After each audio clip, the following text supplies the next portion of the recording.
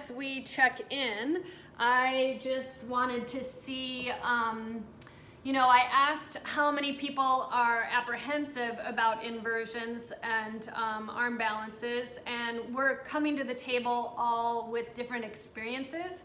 So before we even start our practice, I want to say, meet your body of today. Just as you as a teacher would meet the body of today, we have a little bit close to an hour and a half to practice and engage with where we're at and allow ourselves to find tools and techniques to get us to be able to start practicing arm balances.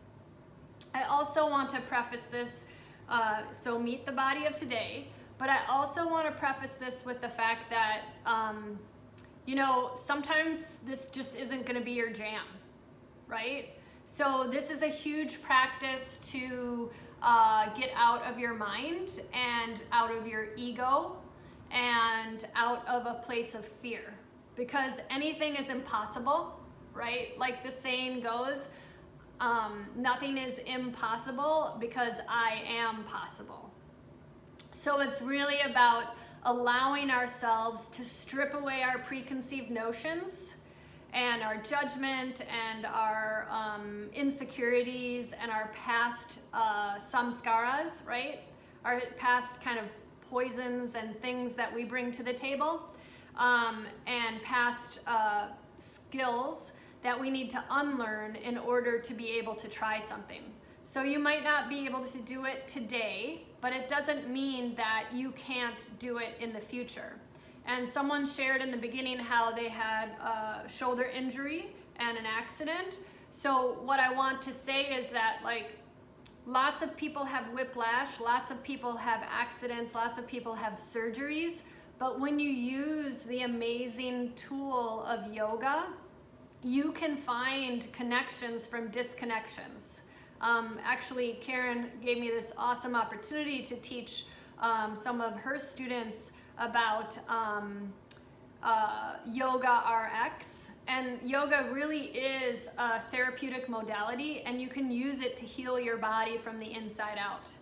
So I'm really honored to be here today and share with you about arm balances and inversions and how to flip, energize, and rejuvenate. And like it says on this sheet that you have, literally you're creating a new perspective on your life, because you never know you can do something until you try. Arm balances and inversions, I have a lot of texts and workshops and lectures. Because I've been teaching for over 20 years, a lot of things that I started to capture are sound, voice recordings. So they're on iTunes and SoundCloud under Super Stretch Yoga. And then I'm starting to capture some of this stuff in digital format. So I have a Jess Rosenberg and a Super Stretch YouTube channel, and I'm trying to kind of collect things so people can use them and learn more and go back to their studies. Because I think we right now are bombarded in teacher training with so much information. It's always nice to kind of go revisit what we're learning. So what we're doing in inversion practices is that we are not only getting a new perspective on life, but we're allowing ourselves to exhibit strength and control, right? Prana, yama, controlling our life force energy, and allowing the beauty of overcoming the fear of falling through physical and mental balance. So today we're going to be doing, and that's why I'm really glad you're not here, because I stink. I've been eating tons of garlic and onions because I don't see very many people. We're going to be using arm balances or inversion practices to break through insecurities and fear. And I think that that is one of the biggest challenges that we actually have in our practice of inversion, period. Whether it's forearm balance or down dog or child's pose is an inversion, if you really think about it. There's only 6 postures that we do in yoga, right? And our body only moves in like 6 different directions. So if we learn to, and now you're gonna see my belly, but the third point I want to bring up is meet the body of today. You might not be able to do it today, but if you believe anything is possible, you will get there. And the third thing is because every pose is based upon Tadasana, it's really about the breath. And optimal alignment comes from this space in your center, that ganglion of nerves at the base of your spine. So when we practice yoga and we breathe, our hands are our feet and our feet are our hands. So in turn, everything is possible. Everything, whoo, I just knocked over my nice little seat.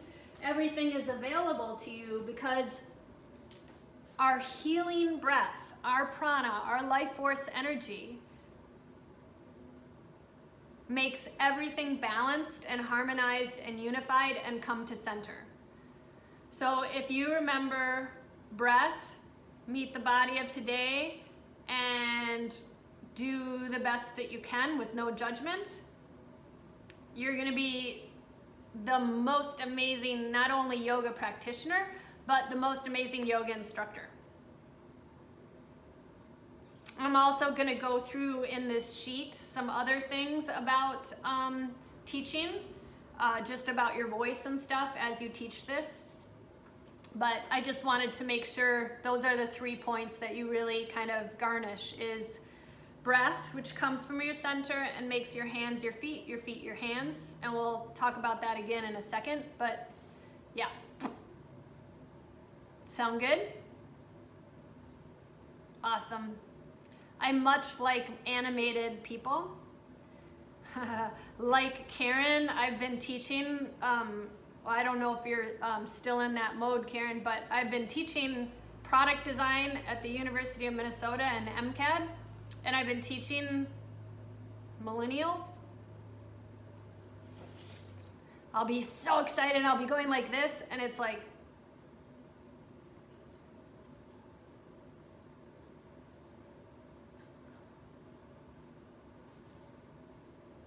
yeah. So I'm really excited that you're actually communicating with me and not just watching me like a TV show, even though this is kind of a TV show. All right, so the precursor, this pose that we're learning today, arm balances, are precursors to Shirsasana, which is the king of your practice, right? And the king of the asana is your headstand, which the queen of your asanas is your shoulder stand. Allows you to have a new perspective on life, and it's extremely uplifting, right? And if the headstand is the most supposedly king of the asanas or the most important, think about this inversion that we're learning today as kind of like a baby headstand, right? And the cool thing about your baby headstand is that this full inversion, and we're gonna also touch this on the notes I gave you, but it returns blood to the heart and the brain, right? So it makes us smarter, and it engages our prefrontal cortex and gets us out of our ruminating thoughts and fight or flight of the amygdala, right? And it turns on the parasympathetic nervous system, automatically not only refreshing your cardiovascular system and your lymph system, but also providing energizing effects through your whole body, because when your vagus nerve is turned on, all of a sudden, serotonin, dopamine, all those things we get by eating chocolate or having sex or drinking, right, is coming in a healthy and happy way. And that's why, like, it literally gets you into your bliss body, the kings and the queens of your practices, right? Science is now catching up with what yogis knew so long ago about flushing your system and tools to shake off and let go. So this inversion is very simple practice when you get out of your head and into your heart, right? And what's really neat on a spiritual level, which is also in your notes, which we'll review, this practice may use the asana to not only redirect sexual energies into a higher spiritual level, but it's thought to increase wellness and promote a positive aura. A higher energy is actually called ojas, like eyeballs, O-J-A-S, and it's thought to assist in heightening other spiritual yogic practices. So the more that you can get over yourself, which is really what a lot of our fears are, is just getting over our own shit. Obviously, I have a trucker's mouth, so I'm really sorry. But truly, if we get over our stuff and we just allow ourselves to get into these inversion practices, we're promoting and cleansing our central nervous system and our lymph system, and it gives us a positive aura, but it also heightens our spiritual practices. So that's pretty cool. Inversions like Pincha Mayurasana or Shirsasana help open the ajna, or the third eye chakra, because it's a reverse position of your body, and it allows a lot of positive energy to flow to your third eye, right? Because you're flipping perspectives, and it gives you that new sense of mental clarity and energy. And the more that we do inversions, it helps with memory, it helps, and these are some points that are on your sheet that we'll go over in a second, but it helps, memory, it's not helping me, but it helps memory, and it helps concentration. Because what we're doing here in yoga is, and this is the key to everything that I teach, we're teaching ourselves how to be resilient and thrive. So we're teaching ourselves through this practice of an arm balance that we're going to do together, or you're going to watch. It depends on how you feel today. But we're teaching ourselves a sensory integration practice that helps to regulate the rhythms of your body, right? And in turn, when you're out of your mind and you're into that sensory integration practice, everything is limitless. Now, don't get me wrong, it takes effort, but in yoga, it's effortless effort. I feel so bad because, I know Karen more than I know all of you, but she's heard me talk about this in class, so I apologize. Okay, it's effortless effort. So we're gonna be today like ducks skimming on the surface of the water. Right?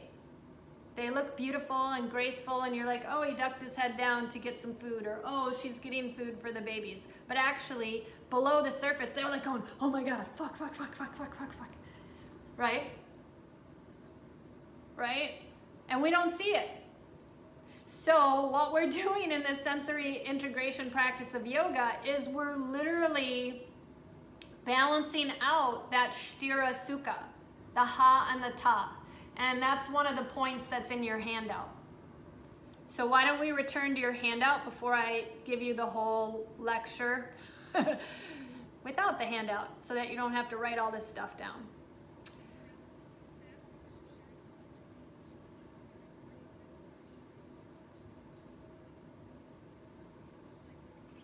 No, I am in other ways.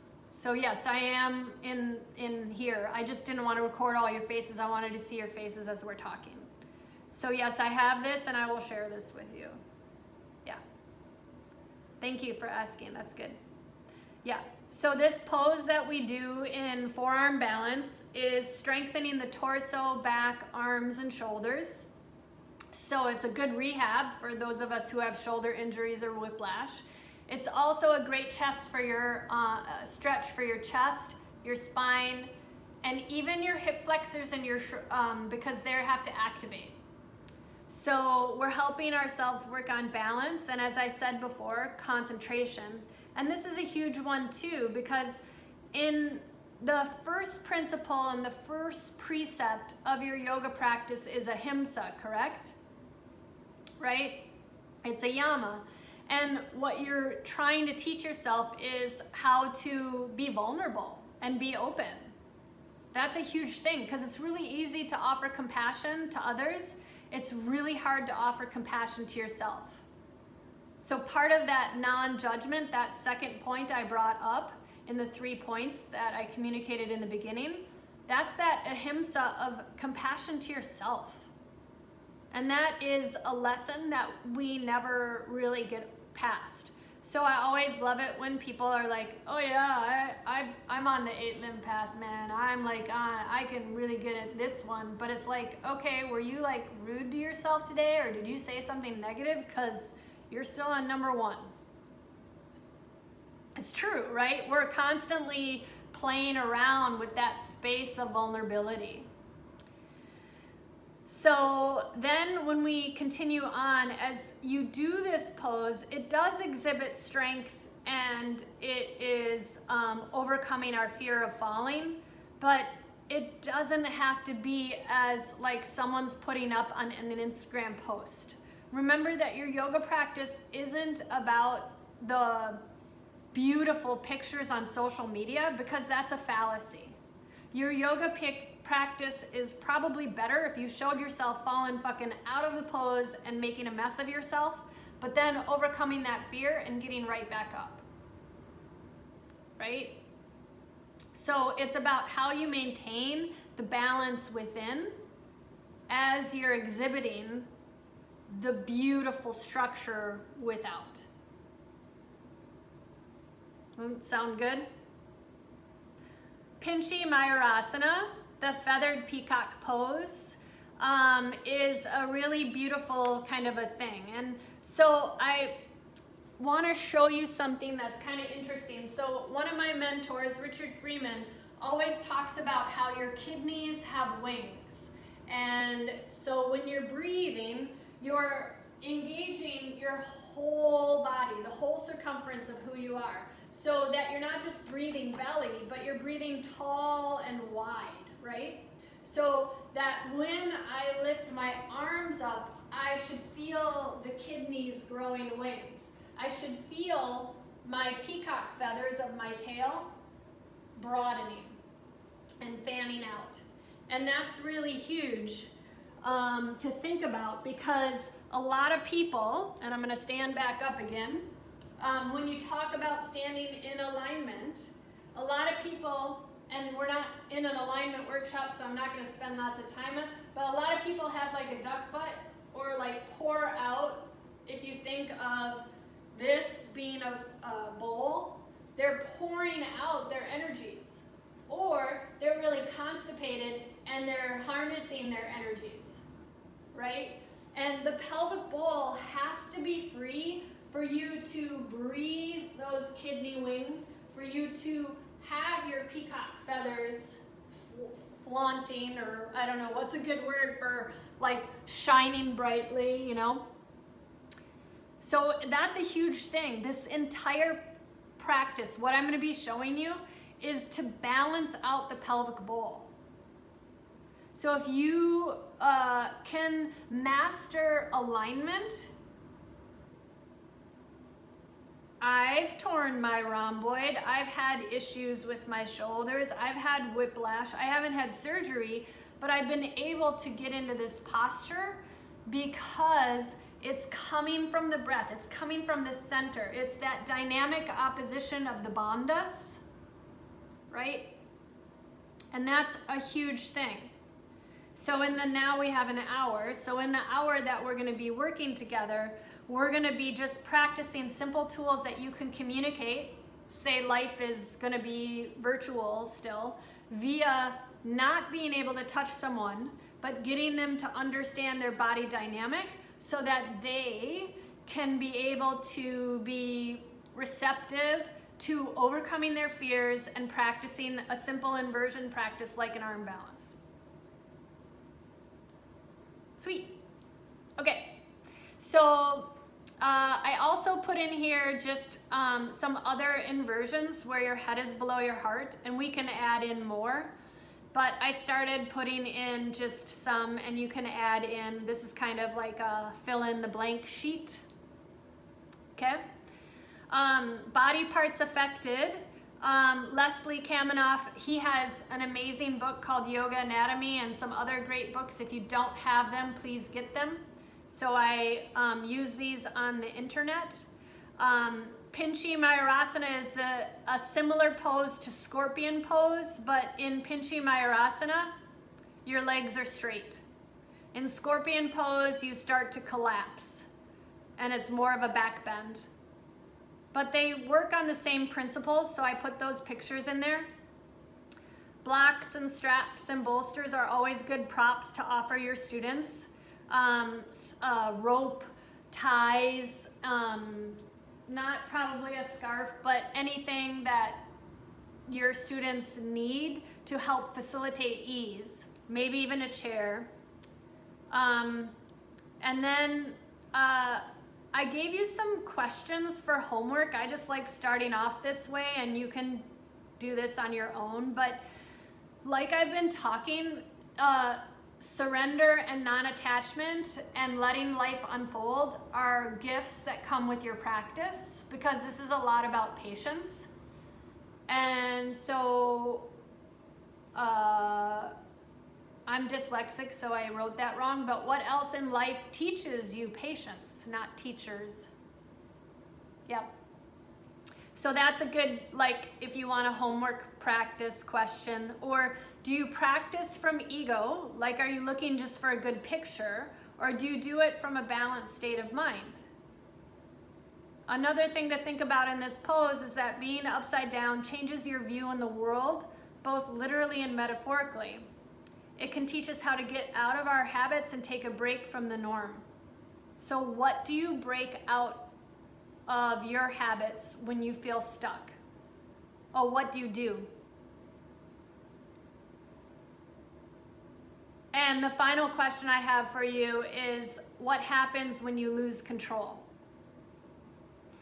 Because some students have been with me in a real live class, not a Zoom class, where we practice holding each other's feet and then letting one of the feet go as you walk your hands in the grass, right? Or practicing wheelbarrow pose. This is the same thing. You're playing a trust game with yourself as you practice doing an inversion.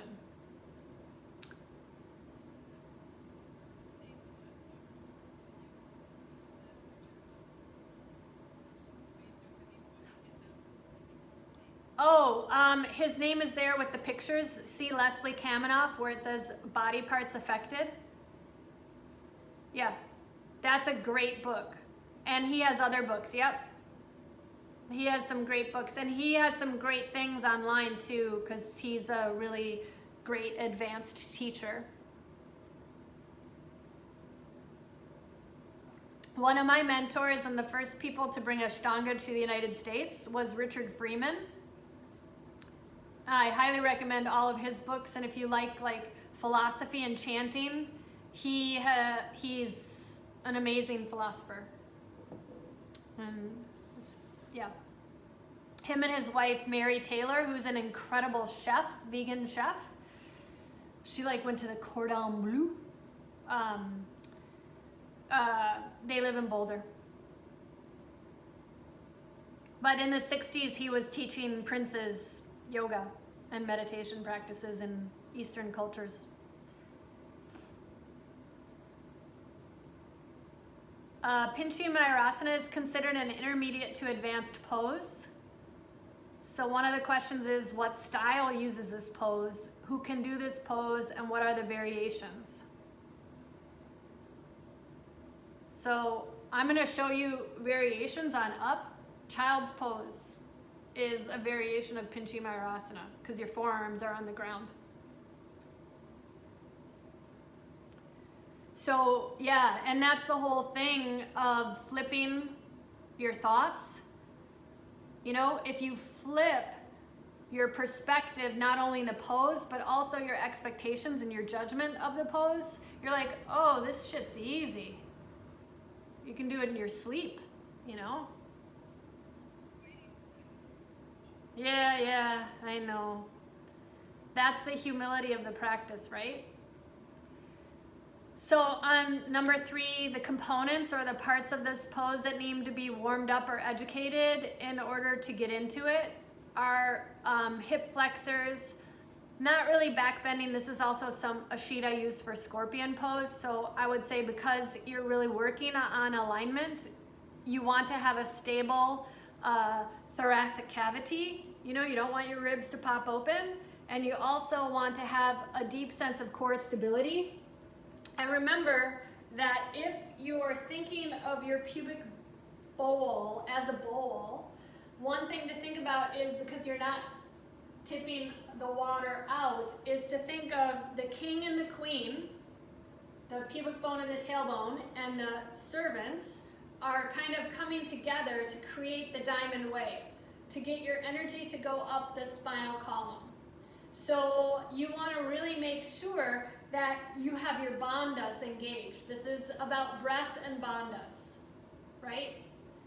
And bandhas are a scary word for new students, so you can just communicate it as breath. You want to get that beautiful diaphragm, that trampoline, to start to elevate and lift up and away. Then the other thing is that because it's about core stability, you want to make sure, and I'm getting closer so that you can see this, this is like my rib cage, and this is my hips right here, and my belly that had a really good lunch. But so the top of my hips and my lower rib that I can feel right here. One thing that happens in this pose is people want to take their badonkadonk and stick it out. And we're not doing scorpion. And then if you're really, really afraid, you get like constipated, and then all of a sudden my ribs and my hips come really close together. Now you can use the same principle in a down dog, because a lot of people like to arch their back in down dog because they're pushing with their arms. You want to make sure that this distance doesn't change. And that comes from the breath, that comes from your core stability. Does that make sense? We're gonna do that when we do sun salutation with the block in between our legs. All right. And then forearm strengthening and balancing poses that help prep. Like I heard someone say something about dolphin plank, and they were kind of freaked out, but yeah, dolphin really helps you get set up in this pose. Now, if we were working together, I just realized what made that clinging thing, so I'm gonna quit that. Okay, if we were working together, what would happen is that I would have everybody take their hands like this. When it says in the D here, 3D, forearm strengthening, what I would have is I would have you sit up nice and straight, and then someone would stand back behind you. So now I'm gonna become an imaginary person, okay? So I have my imaginary person. I'm gonna get behind them, and what would happen is I would push on the top of the forearms. I would be pushing down as they would be pushing up, but your elbows are forward. So I see some elbows out, they're forward, yes? And you can do a little genie grip. So you take and grab onto your opposite elbows. That's how wide your elbows go. And then you bring your hands forward. Same way we're gonna set up dolphin, right? So that would be your dolphin plank. So you would grab your head the same way, just like a tripod headstand. So I would push down and you would push up, but not from your shoulders. People like to push up from their shoulders. What I would have you do as teammates is push from that central point, your prana. So you're not in dog, down dog, or in Pincha Mayurasana. It's about forearm strengthening, and it's about containment of the breath, right? Because if I push in down dog, and I brought my arms down. Do you stand like this? I don't, right? But most people push. So if I draw everything to center and harness the breath, and I see the difference between that and that, that's why I have people press down on your forearms, and you would do a little activation together to find your center. We're gonna have to just trust the process, but you can do this with a friend later. There's a lot of great prep poses and setups that I put there for you. And then there's great follow-up poses. Since this is a tech, we're gonna be just really practicing this apex pose of a forearm balance. It's a culmination of a lot of standing poses and abdominal work. And like I was mentioning before, it's based on Tadasana. So you're really working on your center, and you're working on that idea of rooting to rise. So you're working on alignment. Alignment is about the ability to hold ourselves upright in a way that allows our physical and emotional self to be its best. And as I mentioned just a little bit before, when you're breathing from your center, your hands are your feet and your feet are your hands. So you're shifting smoothly into the inner state of equilibrium and peace, and you're making a steady and easeful state, and that's your Sthira Sukha Asanam, right? So that steady and easeful state is a part of everything, because there's a ton of power in stillness. You want to find a balance as you're evenly distributed. And then I have a question in here about Ha and Ta. And another huge thing too is that you're anchoring your gaze. Always remember that your drishti, even though in like a warrior two or a hero pose, it might be like over the tip of your finger. Or in down dog, it's nasagra, you're looking down the tip of the nose to the belly button, right? So those drishti points are also really huge, especially in this Pincha Mayurasana, because it's an internal thing, even though you're trying to balance on your forearms. And it's a conscious, active breath.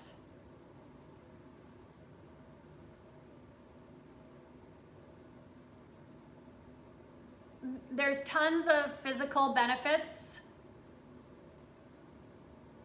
Digestive functioning, strengthening your torso, your back, your arms, your shoulders, improving your sense of balance, stamina and endurance. All this stuff is written there for you. Some people even say that it stimulates the hair follicles in the scalp so that you don't lose your hair. I think it's because what yogis are now being proven scientifically, if you're starting to stimulate the central nervous system, if you're starting to stimulate the endocrine system and your lymph system, then all those stressors that you're learning how to combat kind of go away, so that you're stimulating the hair follicles of your scalp, so you're not doing hair loss.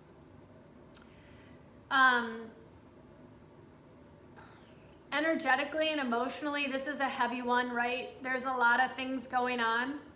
If, as yogis, we believe that our chakras are along the spine, then we're stimulating all of our chakras in an inversion. Especially in this one, you're working on that fourth, your heart chakra, because you're in a big place of trust. Energetically, it's supposed to counteract depression. It's a natural painkiller. And what I think about opening the lower back to me, because we hold so much strain and stress and pressure on our low back, it helps us to free us from insecurity and taking ourselves too seriously. People who have wrist issues, carpal tunnel syndrome, all that stuff, shoulder impingement, I might have spelled that wrong, and then ladies' holiday, those are things you want to kind of be careful of. And if someone doesn't have good sense of body awareness, low back pain or injury, and when you're dealing with high or low blood pressure, you know, that's something people should check out. But when your head is below your heart, you want to make sure about someone's retinas or their eyes, because some people have detached retinas. So inversions are, you know, not such good things. And that's when you can tell, or you've had someone sign a waiver and they have a lot of health issues, you know that you're just going to stay with the more simple, basic, compassionate space with them. So we're not doing really adjustments per se. We're doing verbal cues as teachers. So on the bottom of your sheet here, the most powerful tool is your words as a teacher. So your voice fluctuation, verbal cues, you're a storyteller. So the way that you communicate it, you're setting the timing and the pacing with your breath. So be supportive and motivating. And always, like the first point that I said about meeting the body of the day, help people to modify for their particular skeleton and their particular body type as you breathe with the student. Often I'll say to people like, there is like no normal, right? Or there is no like idea of alignment, because everybody's different. Alignment and harmony is going to look different for each person. So be real respectful of that as you're teaching. I wanted to show you a picture, and it is the 7 headstands and the Ashtanga practice. So you can Google it. It's not in your handout because we're not doing handstands or headstands. But there are 7 different versions of headstands in the practice of Ashtanga. And so Pincha Mayurasana is a version of one of them. Your head is kind of floating.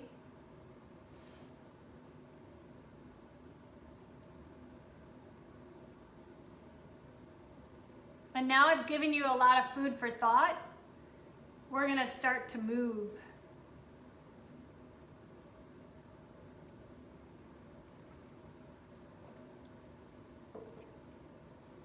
So since I'm recording up here, I'm going to continue so I can see all of you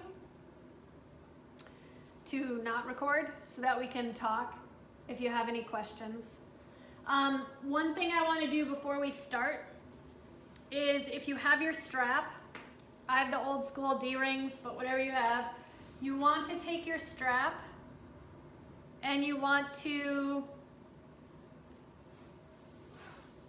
make it so that it is shoulder width apart.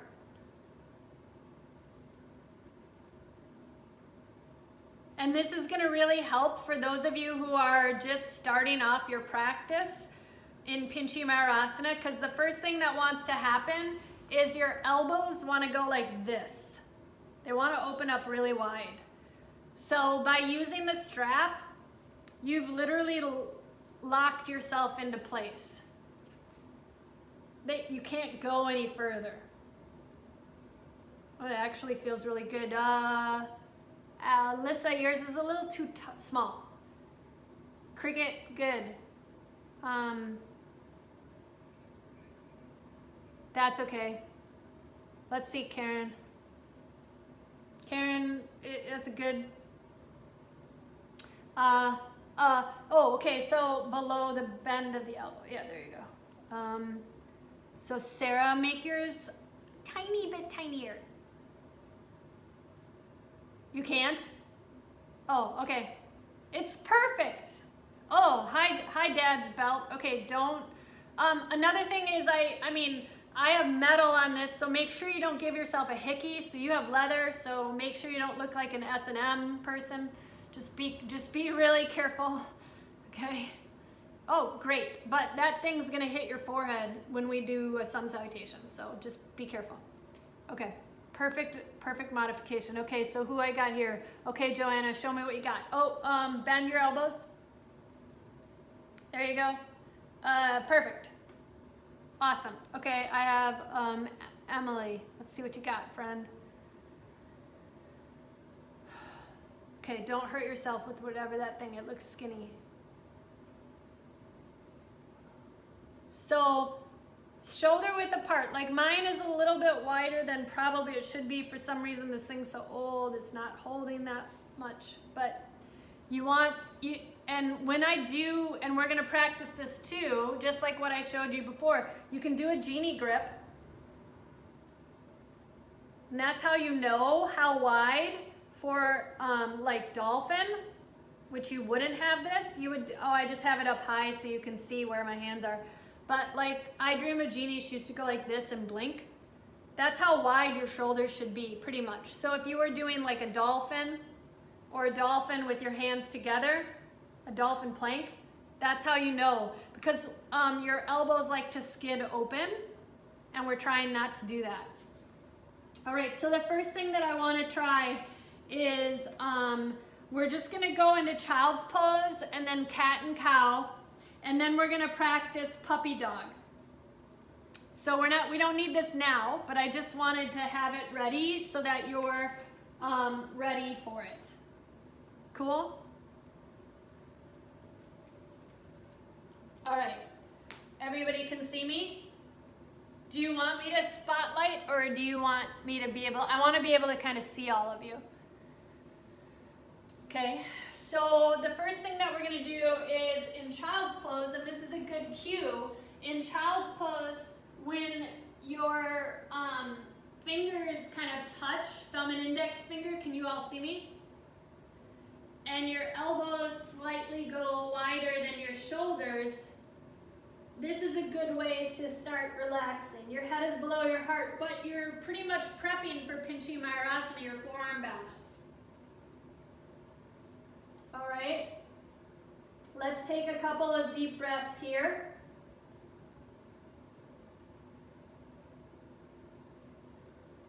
And then all we're going to do after we take a couple deep breaths here is we are going to take and bring our fingers forward so that the wrists come out from the elbows. All right, so the elbows are in line with the wrists. And then all we're going to do is press up into a neutral tabletop position with our elbows down to the ground. So if I straighten my legs, I'm already in a dolphin plank, right? But we're not going to get there right now. Right now we're just on our hands and our knees, shoulders are broad. If I rolled my toes under, I could be in down dog. But if I took my hands forward, this is called puppy dog. Have you ever heard of puppy dog? So I want you to have this feel as comfortable as puppy dog.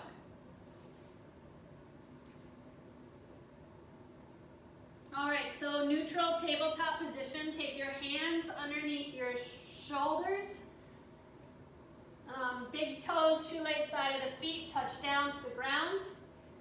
And then inhale, look up, belly hangs, shoulders broaden.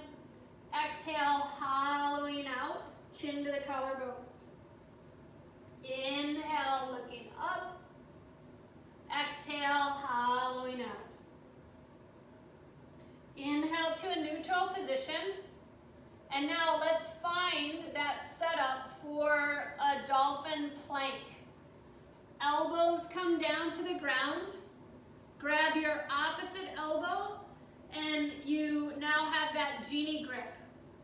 In dolphin plank and Pincha Mayurasana, you can have your hands palms together. You can also have your hands palms facing down. The good thing about this is that it's also teaching you how to prep yourself for an Ashtanga headstand that you would do at the conclusion of your series. So now all we're going to do is straighten out our legs, dolphin plank.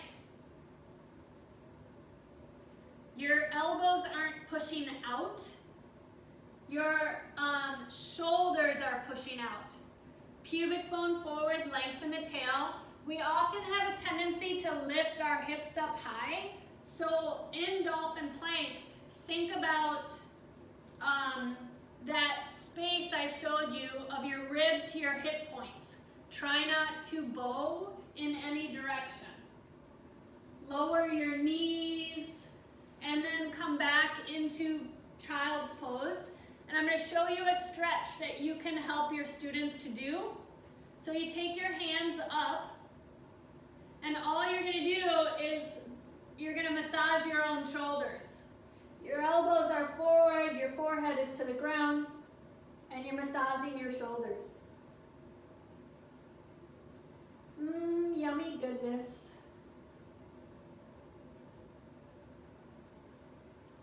All right, now as I press my palms down and I come back up, I'm going to take myself into a dolphin push-up, okay? I'm gonna roll my toes under and I'm gonna stick my ass in the sky for a dolphin. And just like in yoga, as in life, and as a dolphin swims, we're riding the waves of life with ease. So all you're doing is bringing your chin to your thumbs and push back. Chin to your thumbs and push back. Chin to your thumbs and push back. Nice. Bring your knees back down and find your version of child's pose.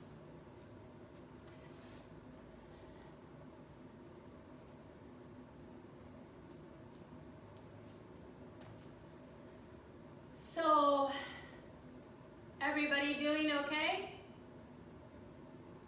That was fun, right? Another way to find Pincha Mayurasana or your downward facing dog or your positioning, whether if you don't want to do genie grip and your clients or you have a block, is you take your thumbs and make an L to the block.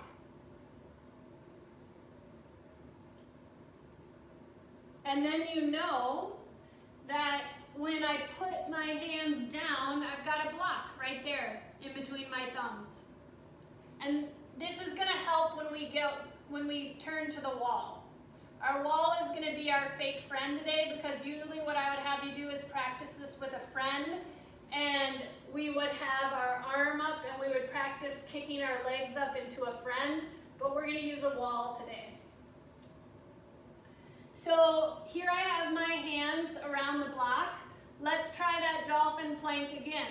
So my elbows are down, my toes are gonna roll under, and I'm gonna stick my tushy to the sky. Now, by pressing kind of my hands into the L of my fingers, my index finger and my thumb into the block, it helps me to remember to broaden my shoulders. And then gracefully chin forward and push back up. And all you're doing is breathing. Chin comes forward, push back up, chin come forward, push back up. And bring your knees to the ground and find a child's pose.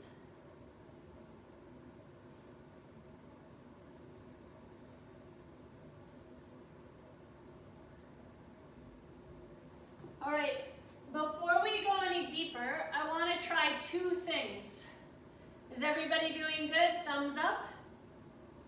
Woo-woo! Awesome. Okay, so since we're having this fantastic party, I want to show you, we're just going to sit on our block. So you're just going to sit in hero's pose. One of the biggest things about this practice is, like I was telling you, everything comes from your center. Your hands are your feet and your feet are your hands. So what we're going to do is just practice breath of fire. Some people don't like breath of fire, but I really believe breath of fire is one of the best ways to teach you about how to engage Mula Bandha and Uddiyana Bandha.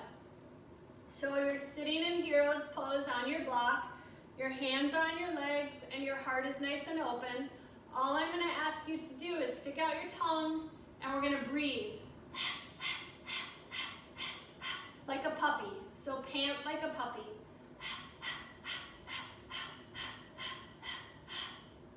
Hopefully what you're feeling is that movement of the abdominal walls. Oh, and a puppy got excited.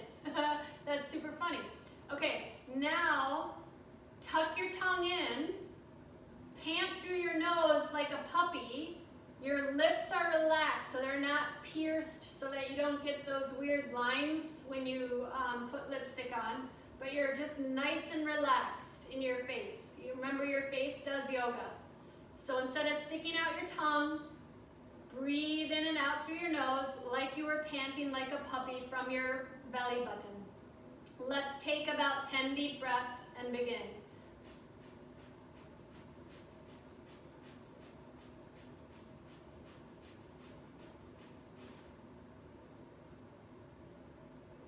All right, and then we'll just stop. Give yourself an opportunity to breathe, maybe wipe the boogies away. But the reason I had you do that breath of fire is to find your center.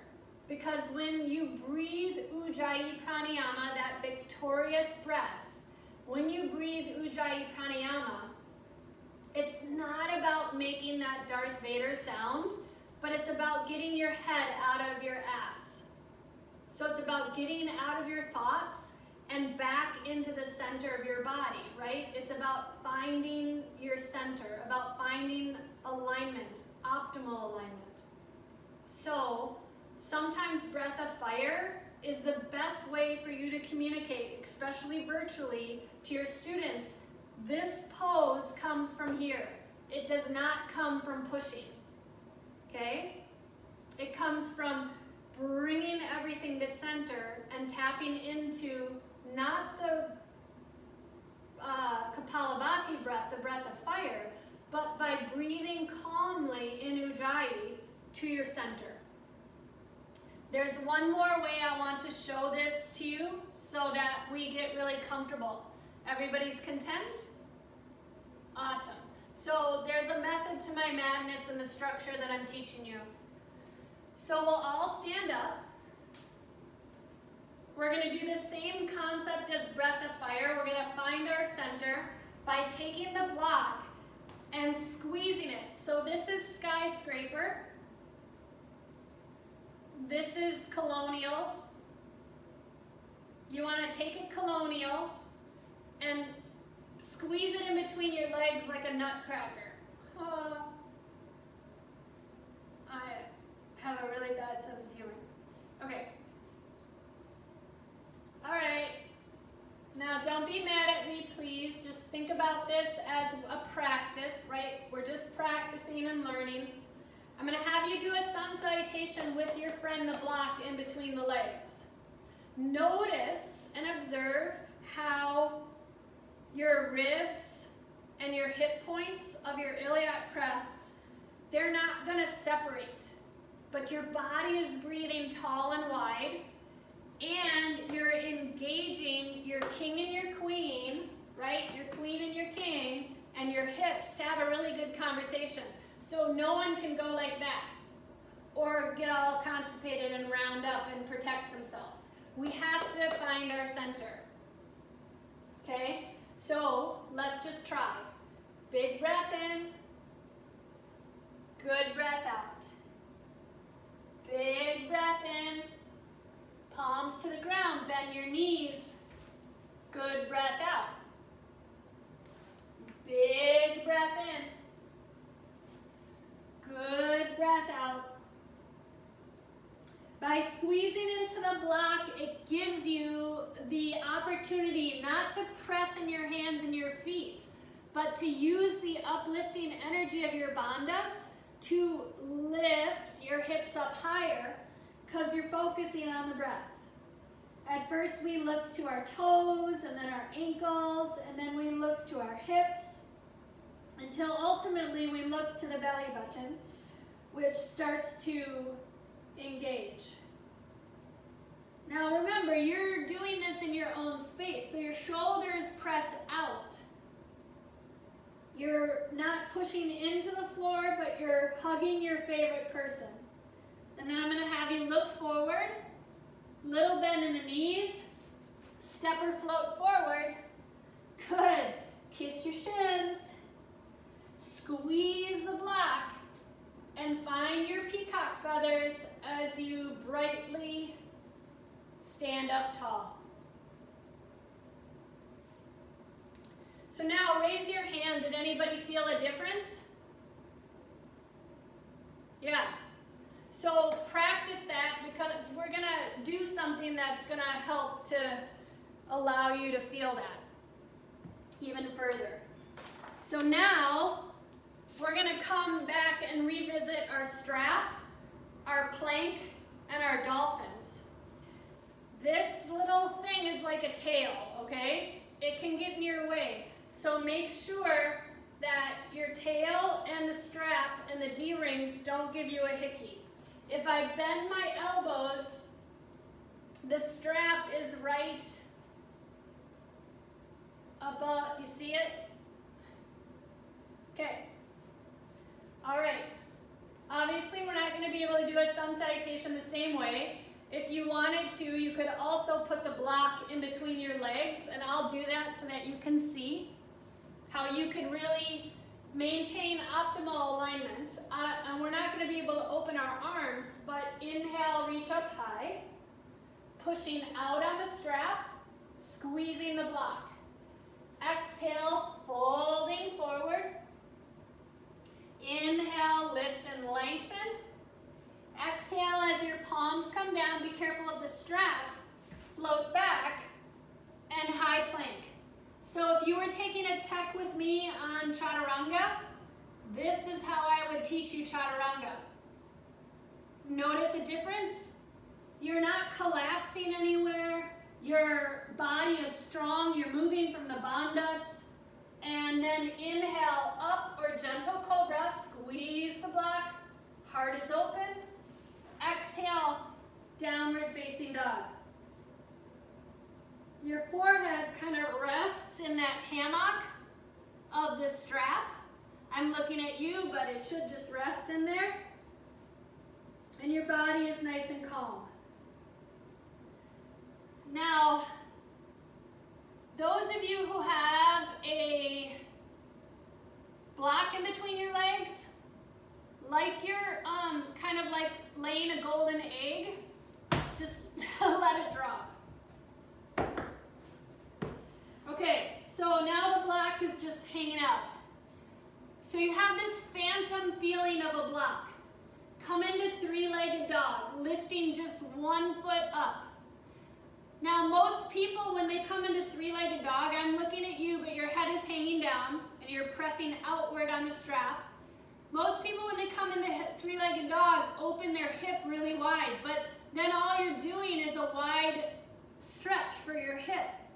Your body's coming out of alignment. Remember, everything is Tadasana, so you should feel your hands and feet light, shoulders broadening, breath is supporting you, and your leg is still in Tadasana, it's just lifted up. Lower that leg down and try the other leg, same thing. So if I was with you, I would stand behind your foot and I would have you press your foot into my hip, and that would help you to get into proper alignment. You want to feel as if your hands and your feet are radiating all the power that your breath has to offer. And then lower the foot down. Look to the top of the mat, bend your knees, step or float to the top. Exhale, kiss your shins. And then inhale, reaching up. Exhale, arms come down.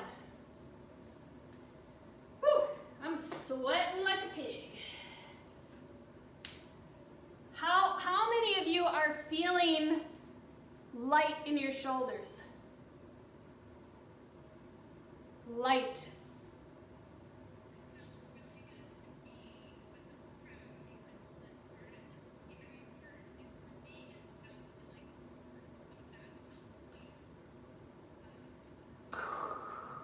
Yeah, right?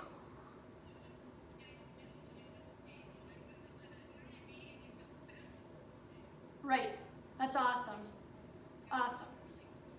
Awesome. So that's good. So that's a perfect example of someone who can use this as rehab to restructure the connections and really help you to harness the potential of the breath, right? That's awesome. That's fantastic. Okay, so just to reiterate, if you were in three-legged dog, so pretend I'm imaginary friend and I'm in three-legged dog. If I go like this, that's not really three-legged dog because that would me be standing up like this. Does that make sense? So three-legged dog is ta-da, it's Tadasana. So if you were in a room with people, I would have you be in down dog, lift your leg up, and then see where my foot is. Now I'm going to stand up, and I'm going to be the imaginary leg now. I would push that leg into my hip, and that's how you would help your students realign their hips. Okay? So that they feel themselves from their center. Now that same principle goes when we start moving to the wall. We're going to take the block in between our hands. We're going to have this strap around our arms, and we're going to practice three-legged dog. And then in three-legged dog, look how easy this pose is. It's ridiculous. We're going to, in three-legged dog, we're going to take, and we're going to practice, and you know when you're really excited and you go, yippee, and you skip? Right? It's kind of the same thing. I'm going to take this down. I have ear things in. I don't know if they're going to fall out.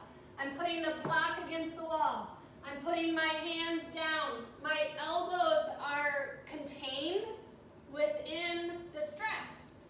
I'm in down dog. Three-legged dog. My hips are in alignment. All I'm going to do is go, yippee! And I'm going to clap my right foot to my left. Yippee!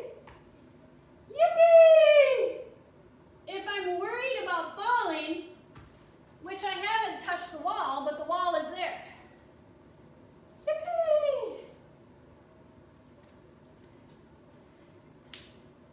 Yes, I have lots of questions. Why is this COVID happening? Why is the world like it is?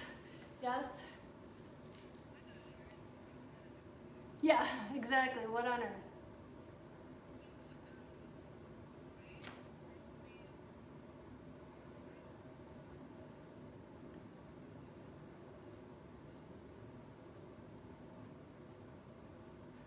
Oh, but in Pincha Mayurasana, your head's off the ground. In a full headstand in your Ashtanga practice, they say, well, you know, old school, you only felt a rupee, which is like a dime, of your head on the ground. But in this one, your head's not touching the ground, it's floating. Yep. So actually, you don't have to worry. That's why this is kind of, okay, so do you like dolphin plank? Okay. Yeah, so if dolphin and doing dolphin push-ups is easy and comfortable for you, this is dolphin push-up with your two legs in the sky. So it's still coming from your center, you're still in Tadasana, you just happen to have your legs in the air, right? So you're practicing yippee skippy, and you're looking forward, right? Because we want to, but it actually, like it says on your sheet, your gaze is internal. Because this is an internal practice, right? It's not about what's going on in the external, but you're looking forward, but truly looking inward. So what I thought we could all practice now with our friend the wall is yippee. Now, if we had gone through those steps, right, and you're teaching in a class and you just practice with your friend and their foot, and they're feeling the extension of their body. Okay, we have time. We have 15 minutes. That same push out of your feet is the same extension you have in your head. Now, when the king, I always keep doing this, like my pubic bone's the king, but this is the king. Your tailbone's the king, and this is your queen. These are the hips, right? You want to feel like you're squeezing a block, but you want to feel expansive, right? Because the king and the queen have to get it on. The hips are helping support that. But your energy lines, your lines of communication, meet somewhere down here and somewhere up here. So those are the 6 moves that your body are making. Those are the 6 directions that you're moving in, okay? That's super hard because everything's coming to the center to then make that little diamond to get the bandhas to lift, right? So humor me if you will, because this is how you can feel it. Now you're gonna have a friend practice with you. They're gonna push down, you're gonna push up, but you're really not moving anything because you're using your breath. The same thing happens when you're practicing plank pose. Ball mounts and my heels are to the ground, my hands are underneath my shoulders, and my neck is lengthening. So if I had the strap and I had the block in between my legs, I'm pushing back with my heels and I'm lengthening through the top of my head. Does that make sense? So all those 6 directions are happening right now. You just can't see it because I'm a duck. I look really fucking awesome on the top of the water. But underneath, I'm sweating like a pig, right? So I'm moving in equal yet opposite directions, and I'm just like what the description to me of bandhas is. Like a battery, I'm moving positive and negative, male and female, spicy and sweet, hot and cold, good and bad.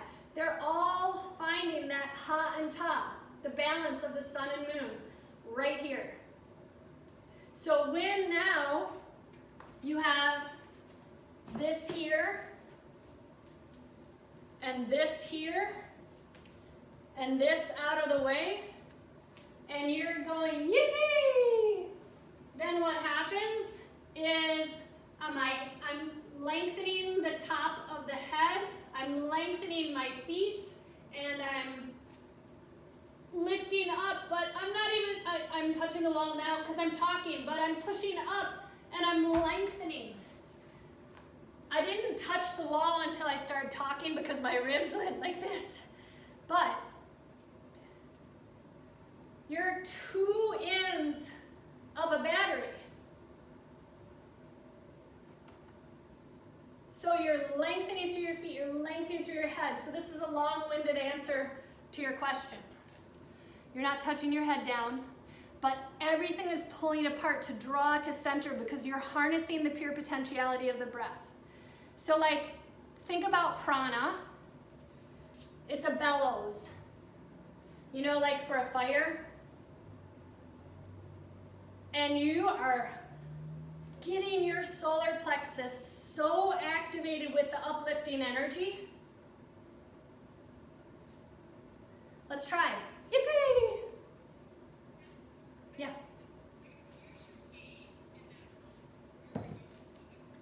Internally, personally, but my, my neck has to float.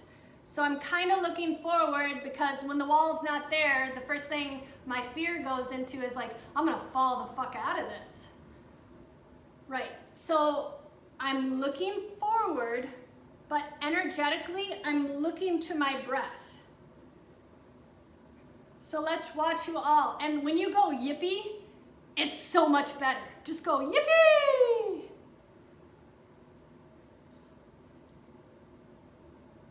Push out, lengthen, lift one leg up, as stiff as a board, right? As light as a plank. Yippee! Nice. Awesome. Okay, who's in the bottom corner? Sarah. Push. Okay, everybody, try something before you go any further. Some of you got it. Okay, so Sarah, think about, you know, like if I bend my knees, I'm like overcooked pasta. Okay, so think about al dente. Feel as if someone's pushing into your leg and you're pushing back. So I'm lengthening and active. Keep everything straight and true. Yep. Dorsiflex your foot. Activate. Don't bend it. Yep. Don't open the hips and just go yippee. Look forward. Yippee. Click your heels. Even if it's 2 inches off the ground, do it. Yes. Yippee. Yippee. Much better. Much better. Yippee. Who's that? Nice, Melanie. Okay, yippee. Activate your toes. Dorsiflex your foot. Toes to the nose. Yes. Nice, Alyssa. You got it, girl. Push your shoulders out. Yippee! Yippee! Yep, yep, yep. Push up, push up. Squeeze the imaginary block in between your legs. Push out, push out. You got it. I see you. You're cheating. Get your foot off the wall. Get your foot off the wall. Active, active, active. Squeeze the block. Yes! Fuck yes! Woo! I am so inappropriate. I've just broken all of the rules on swearing. Karen, that was good. I saw that. The biggest thing for you is because I know where your strengths lie, you got to get out of those shoulders. Yep.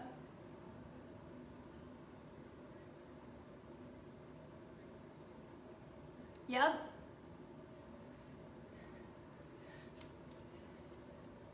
It's beautiful. Think about the squeezing of the block in between your legs. It looks really, really good. And think about, everybody think about like hugging your favorite person. Your sternum, right, is lifting up. Just like when you have your hands in Anjali Mudra and you're practicing Namaskar. So Melanie, keep your knees straight. Not locked out, but straight. Dorsiflex your foot, toes to the nose. Like you're pushing back against something. Same thing with Joanna. I saw you were doing really well, but you started getting loosey-goosey in the hips and the knee. So you're resilient, right? Cricket, you were almost there. Yeah. Good.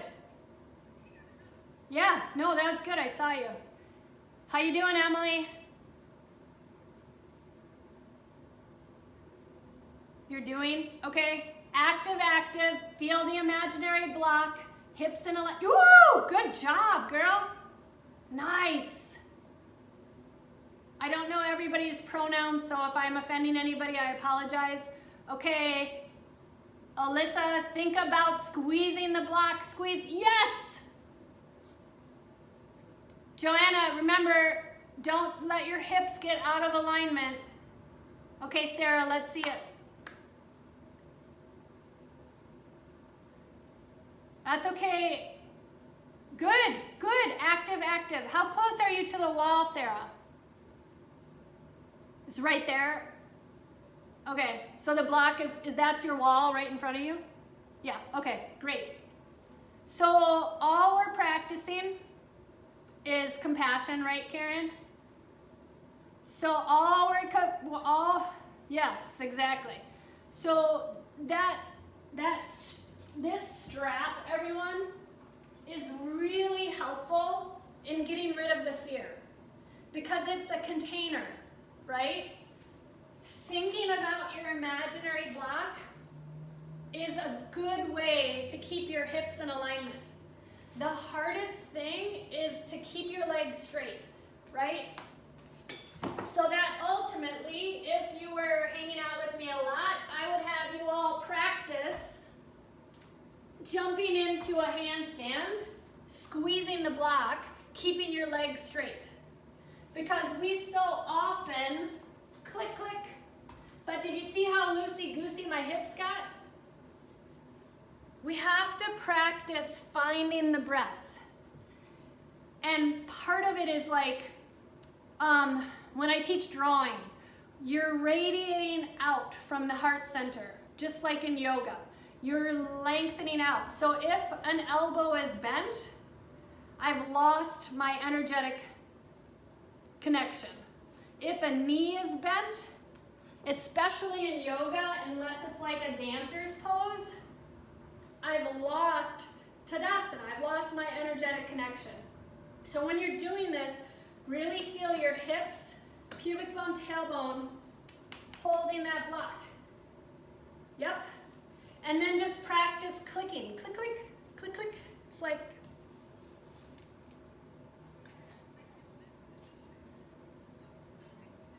wait, who's talking? Okay, I'm just trying to find your container. Okay, there you are. I see your box.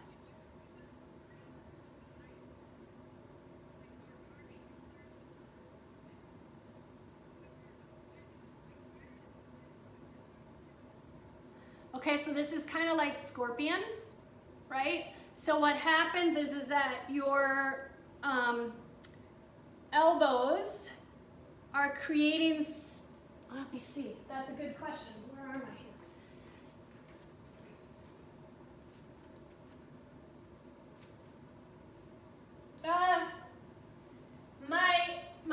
My body is lengthening up from my shoulders. So everything's in alignment. Elbows a little bit forward than the shoulders, but pretty much in alignment. Shoulders, hips. So it's like this. Okay, so this is something that I'm redundant for those of you who've practiced with me, but everybody take your, it doesn't matter if you're standing or not, but take your elbows to your ribs and make your palms go like this. This is chaturanga. It's also the alignment you want when you're driving a car. Right? Wrists in line with elbows, elbows in line with shoulders. You felt that when you were doing the strap thing. So same concept. Now all you're doing is you're just switching your position. Elbows a little bit forward than your shoulders, but they're in alignment, and your hands are in line with your elbows. Yoga is a super linear practice.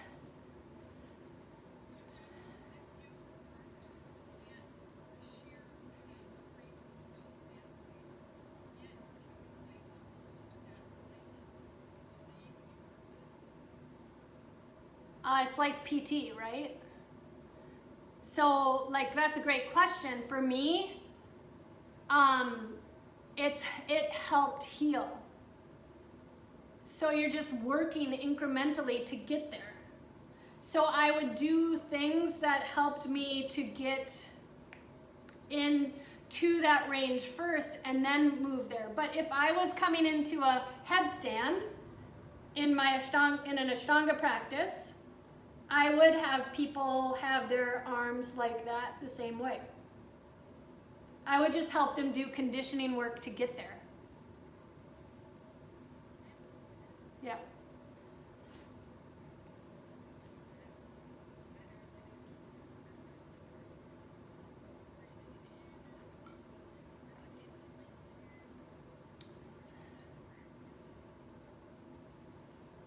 So in our practice, that's a great question. Every inhale is an upward movement. Every exhale is a downward movement. So at this point, because you're holding it for a while, you know, some people can hold it for 2 minutes, 5 minutes, right? It becomes a breath exercise. So you're practicing Ujjayi Pranayama from your center, right? Victory over the mind. So you're getting out of your mind and finding your center, and you're just finding a comfortable, self-regulating breath that keeps it so that you don't get wobbly to fall over. But like, I guess if you're talking about when you bring a leg up, then I usually do it on an exhale, personally. And then ultimately what you're doing is every time that you're moving into this pose, you're going to walk your feet up as far as you can until ultimately you're just coming right up into it, working on your balance.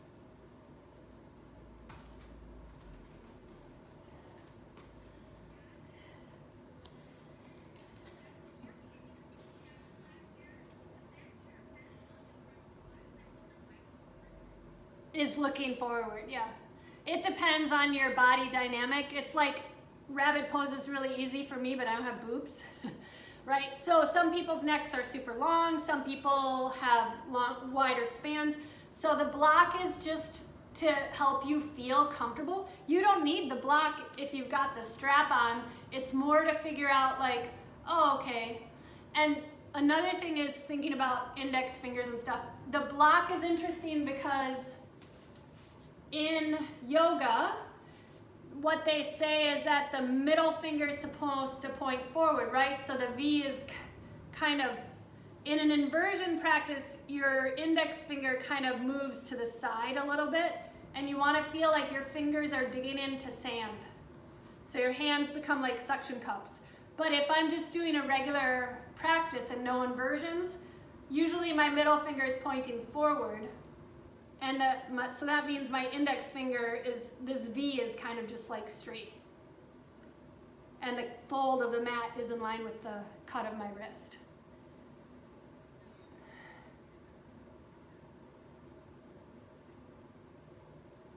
Because you're just using it for structure. But a lot of people, when they're doing inversions, they like to take their finger, index finger, and make it point out a little bit, yep.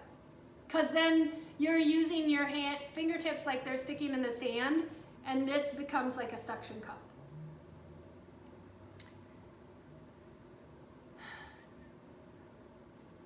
Often, because we're pushing out, you know, it's just the nature of our body. But a lot of people are like, if they're inversion junkies or gurus and they teach a lot of inversion practices, they're always like, make the finger point out a little bit and make your V wider.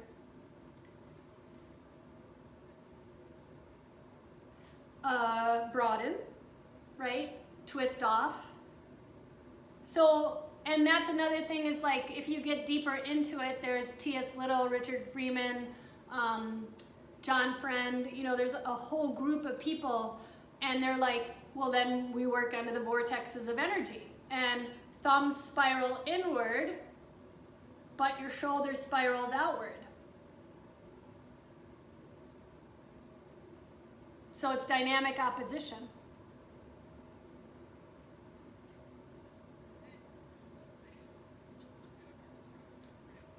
Yeah. But you didn't have a lot of pressure here and your neck was free. Yeah, so that's good too. That strap really gives you an opportunity to find broadness. And when we get frayed, right, we close up. And so that is a really huge thing, is that you are kind of noticing how you're not afraid to fall because you're already on the ground in this pose. So by putting the strap there, it helps you think about the extension and the uplifting as if your feet become your hands. Everything we're doing is flipping perspectives, right? And when you're telling a kid after they fall, we get back up, right? And that's kind of this whole thing, and kind of in relation to two of the questions that you asked. It's like the more we do, like Patabi Choice stated a long time ago, practice, practice, practice, and all is coming.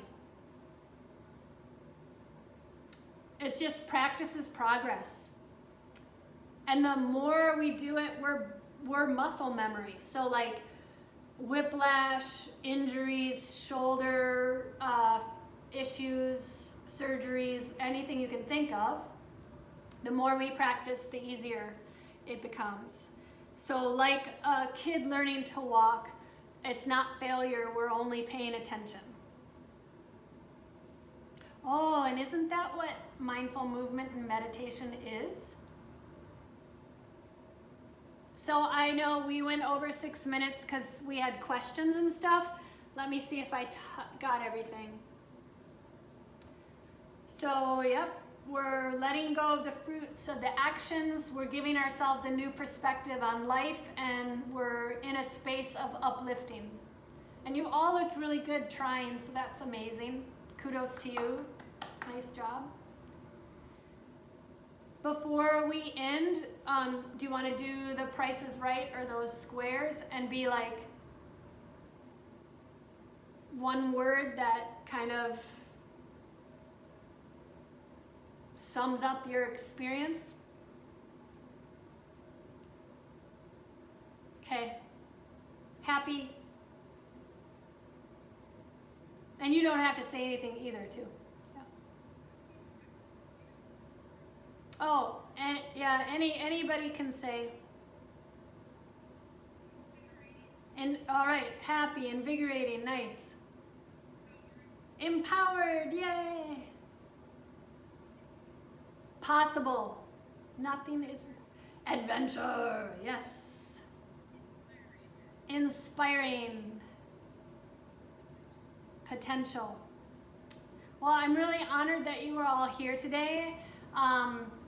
In thought, in speech, and in action, may the merits of our practice benefit all beings as you love more and you stress less, right?